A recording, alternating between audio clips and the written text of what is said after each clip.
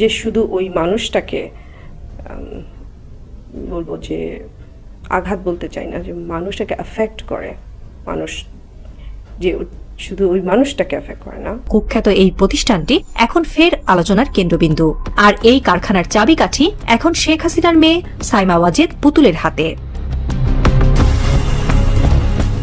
নয়াদিল্লির অভিজাত এলাকা লুটিয়ান্স, ব্রিটিশ আমলের ঐতিহ্যবাহী বাগান বেষ্টিত বাড়ি। সেখানেই একটি দোতলা ভবনে চলছে সিআরআই এর কার্যক্রম। এখানেই নিয়মিত অফিস করছেন সাইমা ওয়াজেদ পুতুল। এই বাংলো থেকে মাত্র কয়েক গলি দূরেই আরেকটি বাড়িতে আশ্রয় নিয়েছেন পতিত স্বৈরাচার ও আওয়ামী লীগ সভাপতি শেখ হাসিনা। মা মেয়ের এই নীরব সমন্বয়ই এখন বাংলাদেশের অস্থির রাজনীতির ভবিষ্যৎ নির্ধারণ করছে। বিভিন্ন সূত্রের বরাত দিয়ে ভারতীয় ও বাংলাদেশি মিডিয়া বলছে, পুতুলের কক্ষ থেকেই প্রতিদিনই ছড়িয়ে পড়ছে নানান নির্দেশনা। দেশকে অস্থিতিশীল করতে একের পর এক ছক কষছে নিষিদ্ধ দল আওয়ামী লীগ। 2024 সালের 5 আগস্ট হাসিনা সরকার পতনের পর নানা রকম ষড়যন্ত্রে লিপ্ত হয় দলের কর্মীরা। ঝটিকা মিছিল সহ নানা অপতৎপরতা দেশের বিভিন্ন স্থানে সংঘটিত হচ্ছে। তবে এবার দিল্লি থেকে ভিন্ন এক পরিকল্পনা নিয়ে মাঠে নামতে যাচ্ছে সাইমা ওয়াজেদ পুতুল। হাসিনার মৃত্যুদণ্ড নিয়ে যা বললেন পুত্র সজীব ওয়াজেদ জয়। ফ্যাসিস্ট হাসিনার মৃত্যুদণ্ড নিয়ে ভাবছেন না তার পুত্র সজীব ওয়াজেদ জয়। আমেরিকা থেকে তিনি জানিয়েছেন তার মাকে মৃত্যুদণ্ড দেওয়া হতে পারে, কিন্তু তিনি সুরক্ষিত রয়েছেন ভারতে। ভারত সরকার তার নিরাপত্তার বন্দোবস্ত করেছে। আপনার বাড়িতে রোজ রাতে কোর কমিটির মিটিং হতো এবং সেখানে প্রধানমন্ত্রী শেখ হাসিনার নির্দেশ আসতো এবং সেখান থেকেই সেই নির্দেশের প্রেক্ষিতেই পুলিশ প্রশাসনকে বলা হয়েছিল ড্রোন দিয়ে আন্দোলনকারীদের খুঁজে বার করা, হেলিকপ্টার থেকে গুলি নিক্ষেপ করা এবং মারণাস্ত্র ব্যবহার করা। অর্থাৎ আপনার অধীনে যিনি চাকরি করেছেন দীর্ঘ সময়, তিনি কিন্তু এই মামলাতে প্রধান সরকারের এই যে সাজা ঘোষণা হলো ট্রাইব্যুনালের, তার বক্তব্যই কিন্তু সবচেয়ে বেশি গুরুত্ব পেয়েছে।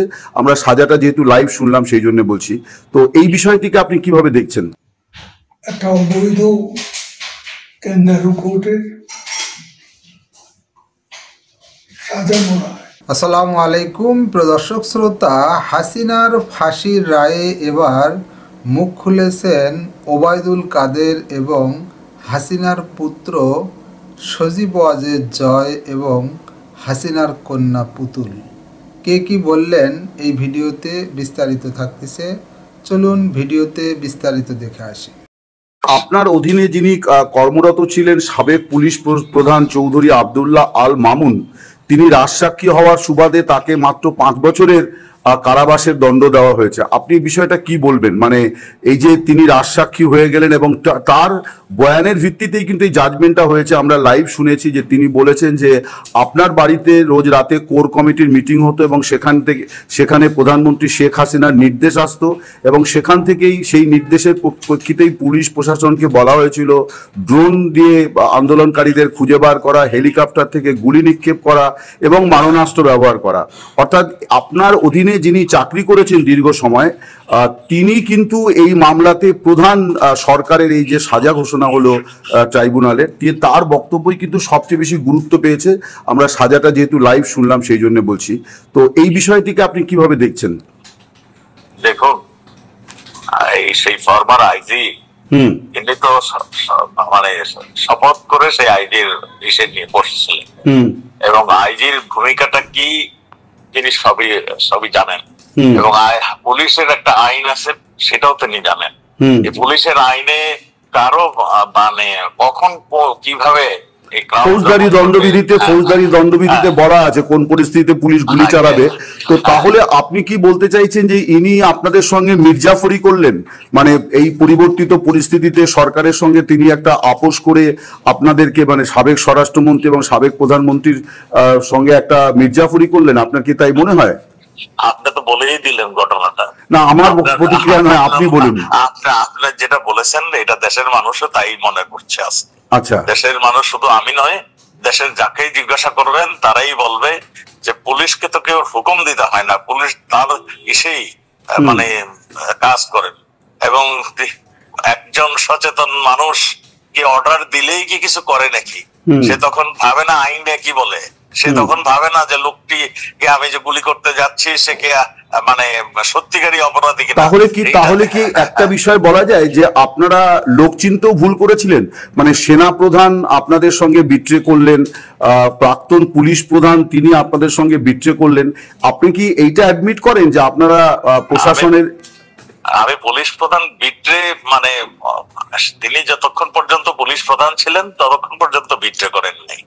লাস্ট মুহূর্ত পর্যন্ত সে মানে তার যে কর্তব্য পালন করেছে সেটা আমরা দেখেছি, কিন্তু পরবর্তীতে সে কেন তার মত পরিবর্তন করলো এটা তো সহজ হিসাব, সহজ পরিষ্কার হিসাব।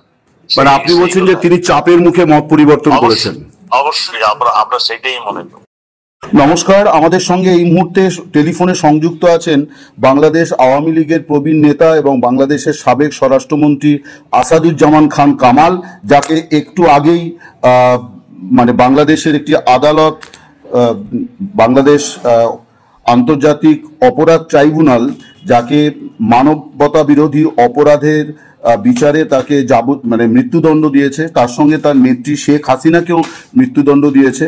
আমরা মিস্টার কামালের সঙ্গে অতীত এই বিষয়ে কথা বলেছিলাম, এখন আবার আমরা তার প্রতিক্রিয়া চাই। মিস্টার কামাল, আপনাকে স্বাগত জানাই। খুব খারাপ লাগছে এরকম একটা মুহূর্তে আপনার সঙ্গে আপনার প্রতিক্রিয়া চাইতে, কিন্তু এটা আমাদের মিডিয়ার কিছু উপায় নেই, আপনি আশা করি সেটা কনসিডার করবেন। আপনি যদি আপনার প্রাথমিক প্রতিক্রিয়া বলেন। যে দেখুন, আমি তো আগেও বলেছি একটা গভীর ষড়যন্ত্রের মাধ্যমে যারা আজকে ক্ষমতায় বসছে তারা আজকে ক্ষমতাসীন হয়েছে। তাদের টার্গেট ছিল যে মুক্তিযুদ্ধের পক্ষে, বঙ্গবন্ধুর পক্ষের যারা স্বাধীনতা যুদ্ধ করেছিলেন তাদেরকে দেশে নির্মূল করে যারা নাকি স্বাধীনতার মানে বিপক্ষে ছিলেন সেই সরকারটি কায়েম করবেন, এবং তারা প্রাথমিকভাবে সেটা করেছেন। এবং এখন যেটা করছেন যে আওয়ামী লীগের সব নেতা কর্মীদের বাড়ি ঘর লুট করে তাদের দেশ ছাড়া করেছেন। এখন তারা যেন পার্মানেন্টলি আর দেশে না যেতে পারেন, এবং সেই জন্য এই রায়গুলো দিচ্ছে একের পর এক। শুধু আমাদের মানে মাননীয় প্রধানমন্ত্রী কিংবা আমি স্বরাষ্ট্রমন্ত্রী হিসেবে যে রায় দিয়েছেন তা নয়, সবারই এইরকমই একটা কিছু শোনাবে, এটা আমাদের আগে থেকেই ধারণা রয়েছে যে এইগুলো করবে। কিন্তু এই রায় দেশের জনগণ মেনে নেবে না, এবং ৭৫-এও এই ধরনের যে ঘটনাটা ঘটেছিল বঙ্গবন্ধুর শাহাদাত বরণের পরে, মানে দেশের মানুষ সহ্য করেছিল ১ বছর ২ বছর, তারপরে সবাই কিন্তু ঘুরে দাঁড়িয়ে এই খুনিদের বিভিন্ন জায়গা থেকে ধরে এনে তাদের বিচার করা হয়েছিল।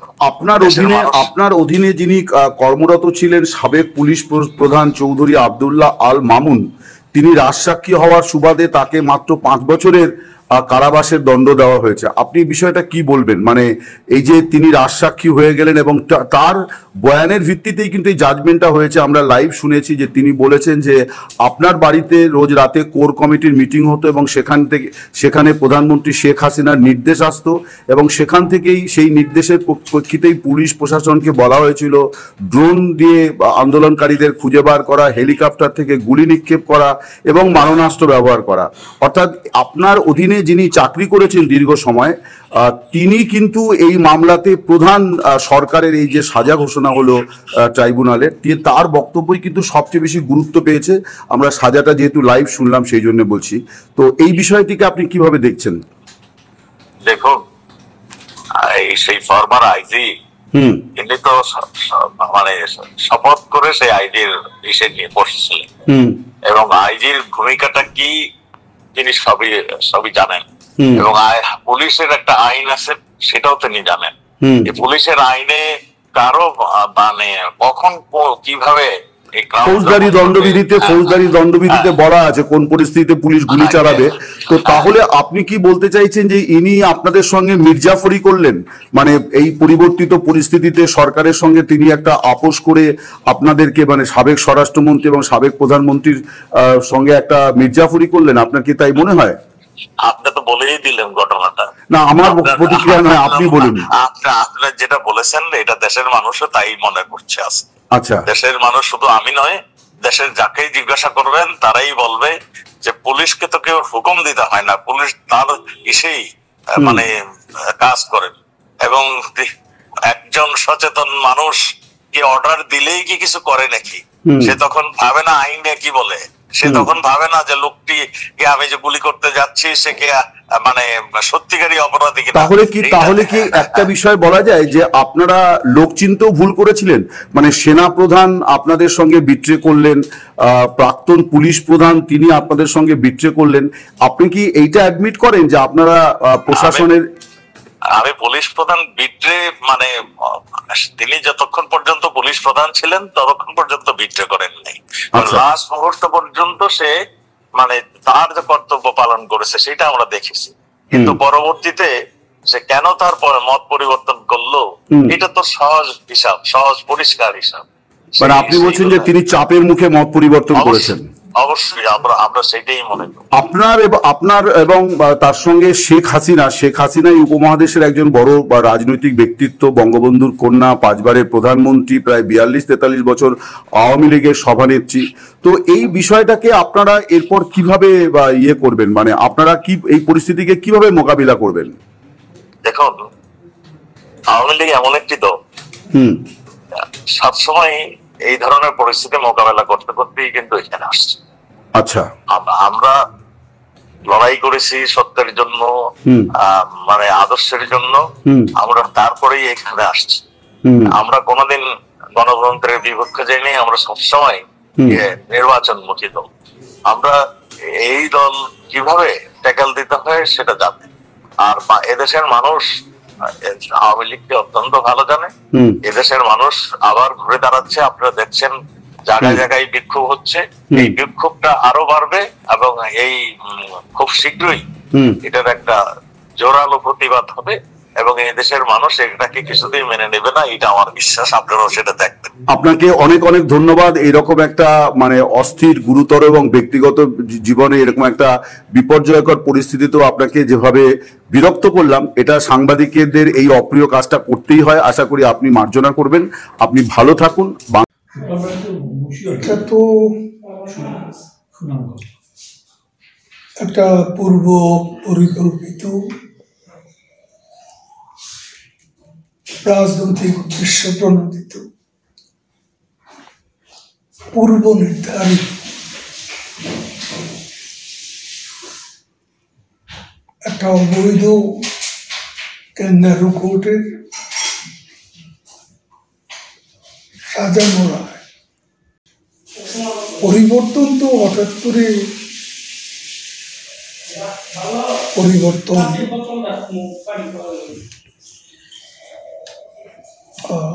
আসে না। এটা ইমিডিয়েট একটা ইম্প্যাক্ট আছে, যেটার একটা সুদূর প্রসারী আফটার ইফেক্ট আছে। রায় ঘোষণার পরে আওয়ামী লীগের মধ্যে কি প্রতিক্রিয়া দেখছেন? আমরা এটা একটা হাস্যকর রায়, সাজানো রায়। আমরা আগেও বলেছিলাম এখানে আমাদের নেত্রী প্রধানমন্ত্রী শেখ হাসিনাকে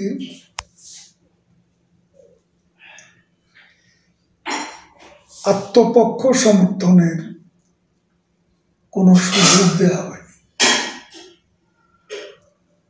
এবং এই রায়টা ছিল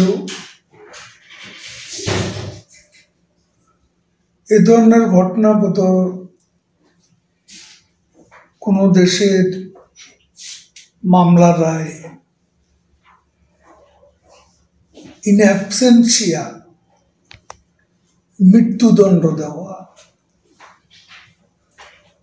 এরকম একটা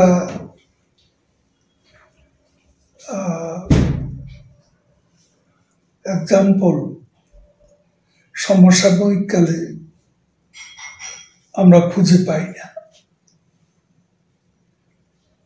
আওয়ামী লীগ এ রায় ঘৃণা ভরে প্রত্যাখ্যান করে এবং আমরা এই আলোকেই স্টেটমেন্ট করেছি, আমাদের ইমিডিয়েট প্রতিক্রিয়া দিয়েছি। আমরা আমাদের নেত্রীকে চিনি, তিনি এ ধরনের ভার্ডিক্টের পরোয়া করেন না। তার বিরুদ্ধে জাতির পিতা বঙ্গবন্ধুর বিরুদ্ধে অনেক ষড়যন্ত্র হয়েছে অতীতে। ষড়যন্ত্রমূলক মামলায় পাকিস্তান উপনিবেশিক আমলে